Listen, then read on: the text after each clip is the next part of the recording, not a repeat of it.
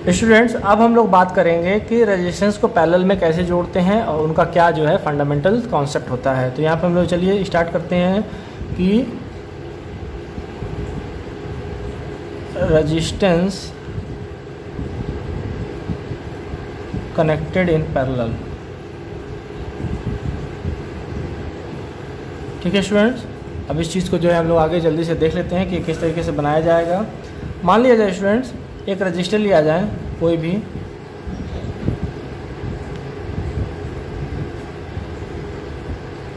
यहाँ पर इसके 2 पॉइंट्स हो गए, इसको स्टूडेंट हम लोग कह देते हैं R1। ठीक इसी तरीके से अगर जो है हम लोग एक और रजिस्टर लिया जाए,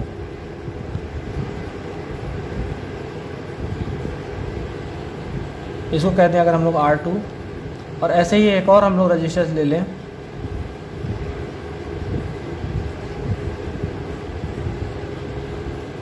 और इसको कहते हैं अगर हम लोग R3। ठीक है स्टूडेंट्स, ये R3, R4, R5 और Rn तक जा सकता है, इसमें कोई प्रॉब्लम नहीं है। तो ये तीनों हम लोगों ने रजिस्टर्स ले लिया। अब अगर इसको हम 1 कहते हैं और इसको 2 कहते हैं, तो सभी के जो है पहला और दूसरा एंड होगा स्टूडेंट। सभी रजिस्टर्स के 2 एंड्स होते हैं, इन दोनों एंड्स को क्या करते हैं हम लोग नाम लिख लेते हैं। उसके बाद हम लोग ये आपस में शॉर्ट कर देते हैं, एक साइड का एंड इधर शॉर्ट कर देंगे, दूसरे साइड का एंड इधर शॉर्ट कर देंगे। ठीक है स्टूडेंट्स, और उसके बाद इसको हम लोग आउटपुट निकाल लेंगे यहाँ पर इस तरीके से, और इस पॉइंट को हम लोग A कह दें और इस पॉइंट को अगर हम लोग B कह दें।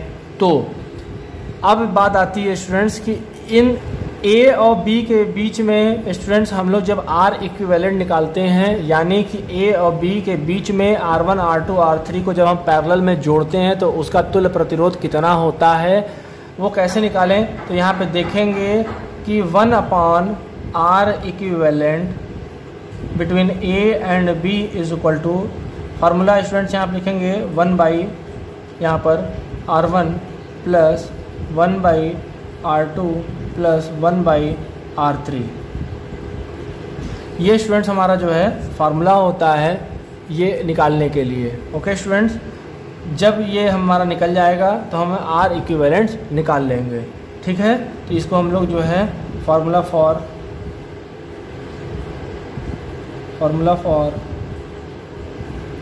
Equivalent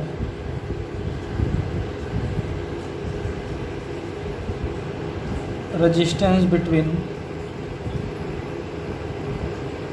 A and B। ठीक है स्टूडेंट्स, तो ये equivalent resistance between A and B का जो है अगर हमें R इक्विवेलेंट निकालना होगा तो इस फार्मूले से हम लोग इसको निकालेंगे। अब बात आती है स्टूडेंट्स कि अगर हमें इसमें करंट पता करना हो और वोल्टेज पता करना हो, तो वोल्टेज की क्या वैल्यू होती है, करंट क्या होती है, तो ये हमें देखना हो। तो ये चलिए इसके बारे में हल्का सा देख लेते हैं। माना जाए स्टूडेंट्स अगर यहाँ से कोई करंट फ्लो होती है, यहाँ पर I, ठीक है स्टूडेंट्स, यहाँ पे I होती है, तो इस जंक्शन पे जाने के बाद हम लोग क्या करेंगे, किरचॉफ्स करंट लॉ का जो है फार्मूला लगा देंगे कि एट अ जंक्शंस यहाँ पर सारे करंट जो होंगे वो सभी ब्रांच में अलग अलग जाने लगेंगे। तो एक करंट इधर जाएगी, एक करंट इधर जाएगी स्टूडेंट्स, और एक करंट जो है स्टूडेंट्स वो इधर आएगी। ठीक है, और इन सभी करंट जो होंगी वो अलग अलग होंगी। इस करंट का नाम होगा I1, इस करंट का नाम होगा स्टूडेंट I2, और इस करंट का नाम होगा I3। ठीक है, तो यानी कहने का मतलब ये है कि पैरेलल में सभी ब्रांचों में अलग अलग करंट फ्लो होती है और मेन करंट के अलजेब्रिक सम के बराबर होती है, क्योंकि यहाँ पर हम लोग किरचॉफ्स करंट लॉ की वैल्यू या किरचॉफ्स करंट लॉ को अप्लाई किया गया है। तो यहाँ पे चलिए देख लेते हैं अगला पॉइंट्स जो है हमारा बनता है। तो वो पॉइंट्स हम लोग क्या देखेंगे यहाँ पर कि I is equal to I1 plus I2 plus I3। ठीक है स्टूडेंट, ये हमारा जो है हो गया अकॉर्डिंग टू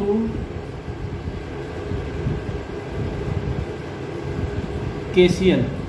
ठीक है, किरचॉफ्स करंट लॉ के हिसाब से ये किया गया है। ठीक है स्टूडेंट्स, अब बात आती है कि हमें वोल्टेज के बारे में देख लेना है कि वोल्टेज क्या होता है और किस तरीके से हम इसे निकालेंगे।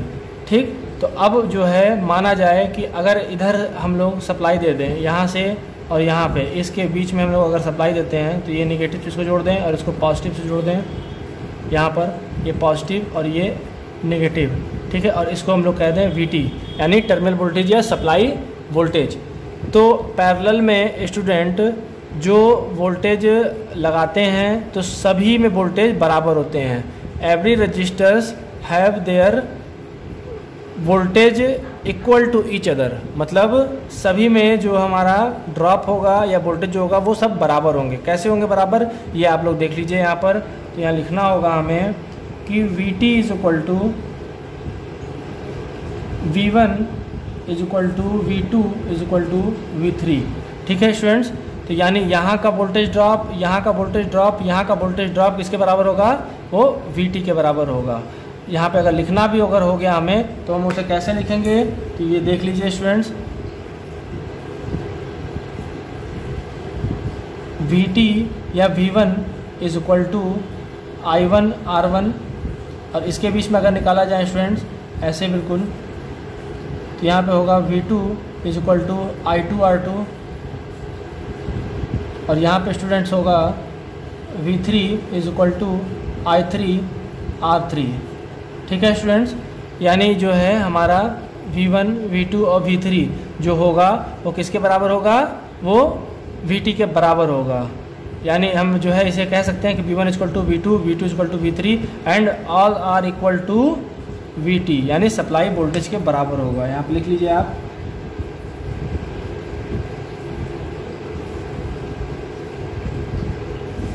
सप्लाई वोल्टेज के ये बराबर होगा। तो अब ये हम लोगों ने जो है इस चीज़ का फार्मूला निकाल लिया है। या थोड़ा और अगर हमें आगे निकलना है या इससे और आगे करना है तो इसमें हम लोग जो है इसकी वैल्यू रख सकते हैं। वो कैसे रखेंगे, तो ये चलिए इसमें हम लोग रख लेते हैं value I is equal to I1 का फार्मूला जो है स्टूडेंट्स यहाँ पे निकाला गया है, या V1 अगर जो है हम लोग करते हैं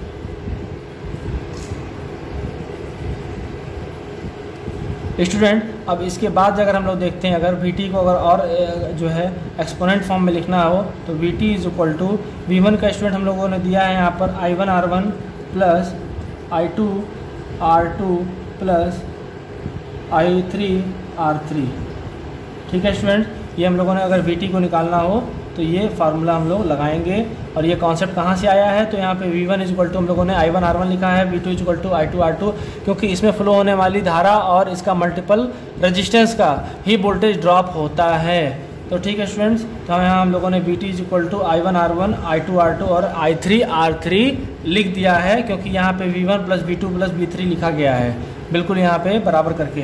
और ये स्टूडेंट्स बराबर होता है इज इक्वल टू KVL, यानी ये KVL के समान होता है। अगर हमें किरचॉफ वोल्टेज लॉ का अगर हमें जो है फॉलो करना होगा तो ये हमारा इक्वेशन बनकर आता है। अगर हमें जो है करंट की वैल्यू दी हो और जो है वो बहने वाली जिसमें रजिस्टर्स होगी उसकी वैल्यू दी हो, तो उन सभी का मल्टीपल्स करके पैरेलल में जोड़कर हमें उसका इक्विवेलेंट सप्लाई वोल्टेज यानी टर्मिनल वोल्टेज यानी जो VT है वो हम निकाल सकते हैं इस फार्मूले से बड़े ही आसानी से। ठीक है स्टूडेंट्स, तो अब इस चीज़ का जो है हम लोगों ने रेजिस्टेंस कनेक्टेड इन पैरेलल का पूरा जो है हम लोगों ने देख लिया है। अब अगला पॉइंट जो है हम लोगों का होगा कि resistance connected in series as well as parallel both, एक कंडीशन और बनता है। तो इस चीज़ का जो है जल्दी से आप लोग स्क्रीनशॉट ले लीजिए, फिर अगले लेक्चर में जो है हम उसे बताएंगे।